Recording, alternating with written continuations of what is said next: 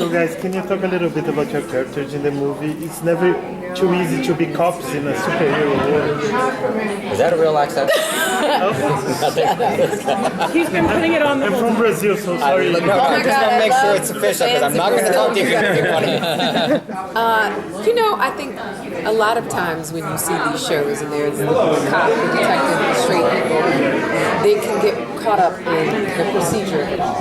You gotta go here, you gotta find this person's wanted for this. And, you know, Frank and I just really had fun not playing that at all. We enjoyed exploring the relationship between the two of us, how these people got to know each other, and now they're solving it. Noisy. What is going on over at that table? Keep it down! Professionals are trying to work on this table. This is table 2, folks. I'm throwing shade. How much did you know about your character going in? Did you go back and read more before you started shooting his scenes?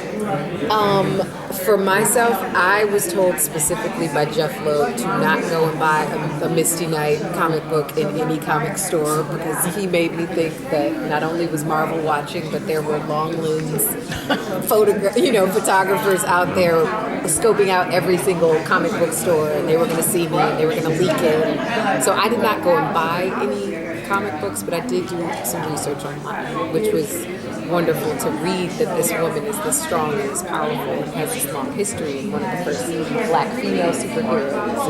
And I did do a little bit of research, but at the same time, as an actor, you want to approach it with fresh eyes and not put the idea of, thank you, this 1970s superhero into 2016. Yes, you have to pay homage to it and give the fans what they want, but you also, as an actor, have to tell a true story. So, yeah. And Misty's a strong woman who seems to be kind of like underestimated in how powerful she is. How is it like to play that character? It's awesome. I think a lot of times, it's funny that you say that she's underestimated. I think that Misty thinks that she is completely capable of doing everything that she does and does not hear the dissenters. You know what I mean? She does not pay any attention to that. And so I think she enjoys proving people wrong in more ways than one, whether it's, on the basketball court or whether it's in the precinct or what, she enjoys that role of being strong and powerful and self-assured and very confident in finding the truth and protecting the community. I think she's unwavering in that, sometimes to a fault.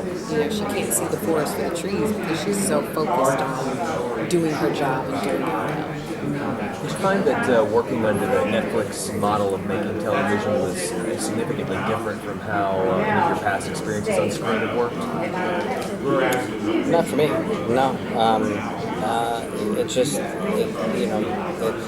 it's a great project. The scripts are great, in that regard, you don't really have that level, that caliber every day of material to work with, of actors, of production value. I mean, that's Marvel, Netflix. That's just their model. I think it's all kind of elevated. You feel that walking into it. Walking onto the set. I mean, you can't really compare it to anything that I've done before. We walk in and the show it breaks barriers. African American superhero, but also this character is so first, and I said before, like I have a daughter, and it's going to be great for me to be able to, I can't afford cable, but if I did, to have her be able to see this character and as a role model is, for me, that's fantastic. So, yeah, I'm to answer your question, I think just the level of the quality of what we were getting into was refreshing and different for me. I think that Marvel Netflix sets you up for success. Yeah. You go into these table reads and you're like, oh my God, this person is playing this small role that I can't believe that they're there. I've watched this actor on stage, I've watched this actor on film. But I think there's also that level of Marvel Netflix secrecy that can kind of make it difficult for some actors because they're like, I don't know what the hell is going on here. And I'm like, really? You didn't know that, 3 months ago you got blown up and they pieced you back together and now you're here as a robot? And they're like, oh, that makes so much sense. Episode 8, y'all. Yeah, so that was the one thing, because as an actor, you want to have the full story, and a lot of times they could not have the full story. So I'm the person over there slipping it to them like, yeah, so what happened last time was this all happened. And they're like, oh, because you want people to be able to play at their best level. So there is that level of secrecy that goes into it that can kind of make it fun as an actor. Mysterious and fun. Yeah, And it gives it a level of well, I don't know what's happening, so I can just make anything. Yeah. Surprisingly, though, when the show takes, like in episode 7, you've seen episode 7, Yeah. the show suddenly takes a really left turn. Yes. I mean, is that something you guys are aware of at the beginning of the season, or is that something you kind of discover as it goes on? I did not know at all. I don't know. I still don't know. Was it shocking? It was shocking. You sit down at these table reads and you're flipping pages and you're reading, and then everyone is like, no! I think there were actually tears at, episode 7's table read. Like, it is exciting and overwhelming and a surprise to us, because they know we would tell people. Like, they don't trust us to tell anything. That has a way of getting out. Right. I know. I spilled the secret about the robot. I'm probably going to get fired. You're in the Marvel universe now. Have you started to experience the fan base, even though the show has not aired yet? A little bit. I have had the pleasure of doing a couple of podcast interviews with people who are over the moon, excited about Misty Knight and excited about LUGE CAGE, the show. And it gets me excited to the point where I have to tune out from it, because you don't want to get. It's like opening up your Christmas gifts before Christmas. You're like, oh, but then what am I going to do on September 30th? You know what I mean? So the fans are so anxious for the show. They are so excited that it's hard not to feel contagious. Jeff mentioned that, or you mentioned that Jeff told you not to pick up a Misty Knight comic book, but I'm sure you did your research online to get an idea as to where it may go, whether it be this season or down the road, Does that give you a little sense of security, job? Hell yeah! I was like, wait a minute, they're not gonna kill me in episode 4? I'm in here. Yes, it does. We have the Defenders coming up, which is exciting. There may or may not be other forms that Misty is able to go into. We'll have to tune into and see. It may or may not be there. And other shows outside of just LUGE CAGE, and there is so much potential. We know Misty from Daughters of the Dragon.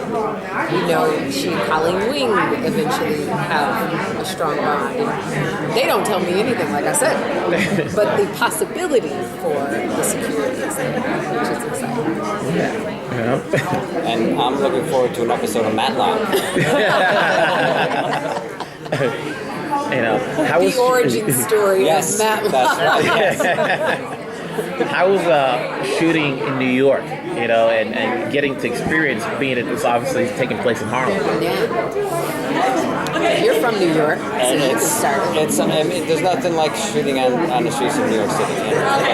Harlem is like no other neighborhood anywhere in the world, as far as I'm concerned. It's amazing to walk on those streets. There's so much. It's just teeming with history, and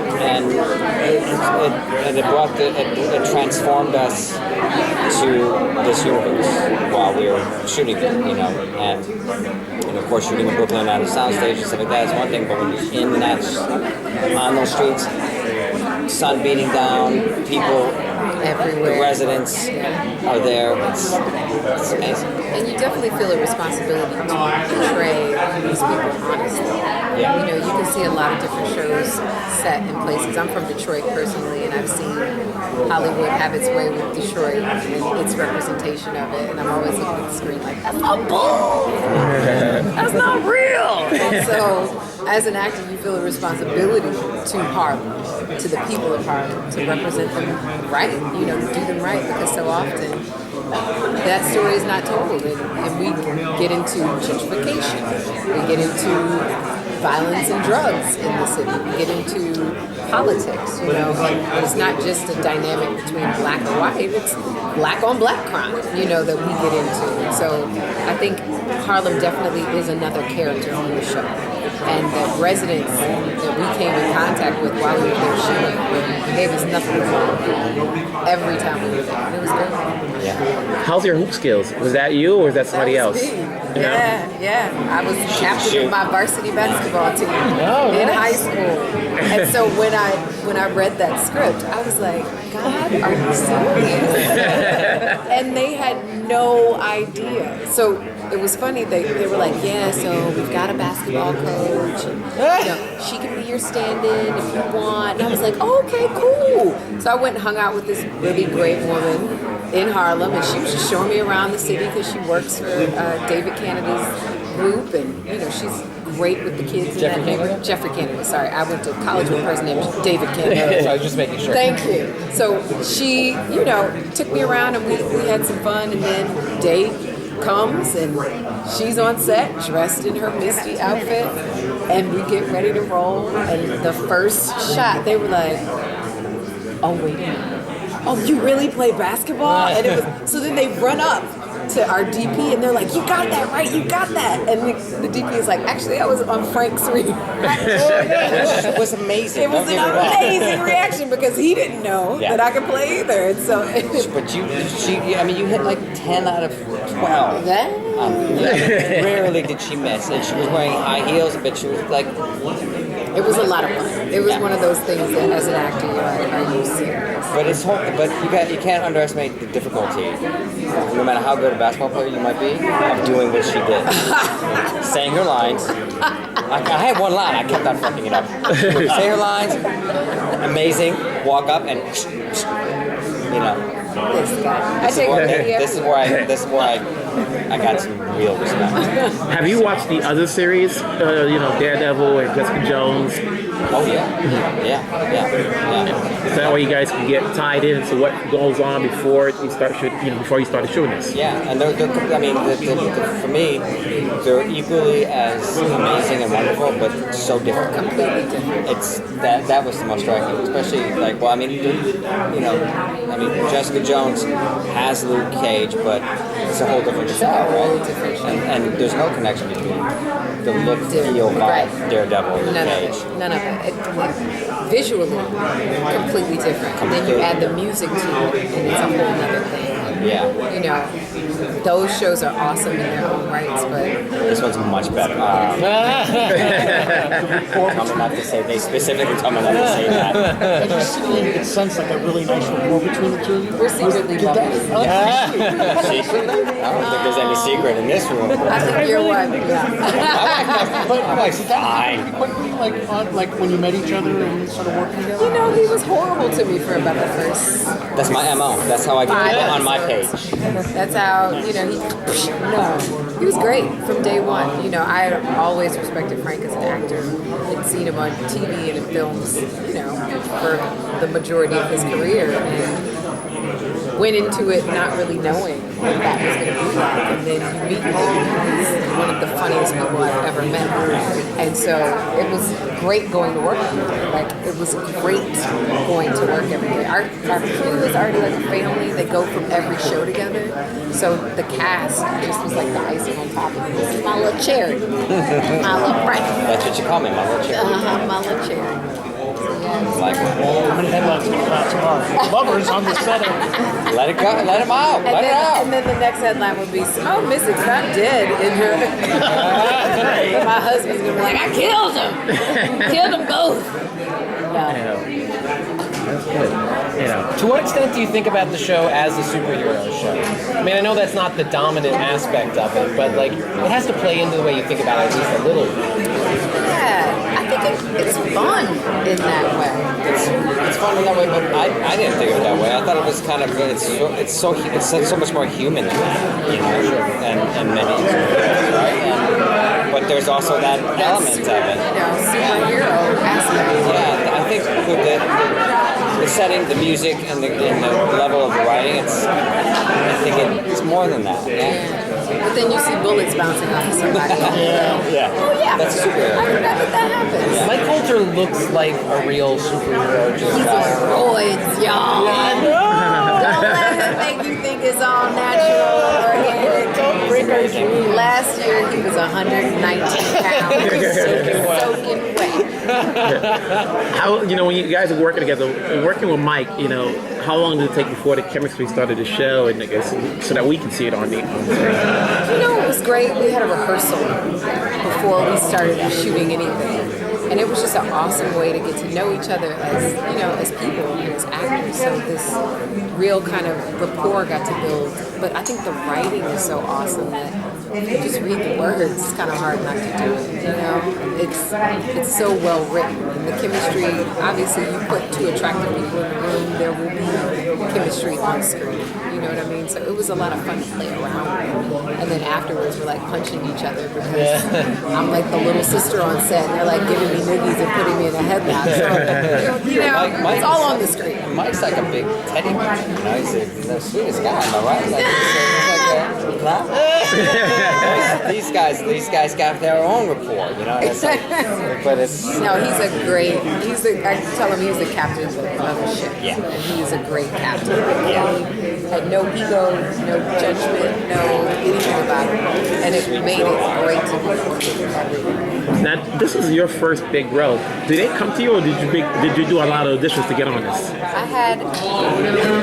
I recorded an audition in my living room. all right. And sent it to them and had no idea what I was auditioning for, how big of a deal it was going to be. And then my manager was like, hey, so they want to see you. Can you come in? And I was like, sure. I don't know why you're so excited about this, but okay. And then I got a cold 2 days before the audition and almost lost my voice. It was high on Depot and echinacea. And I went to the room and I saw Cheo and I saw Jeff and I saw Tom and one of our other writers, Charles Murray, and I was so high, I was just like, hey. And they're like, are you ready? And I'm like, yep. And they're like, okay, let's go. And I'm like, let's go. And that was it. I found out maybe 2 or 3 days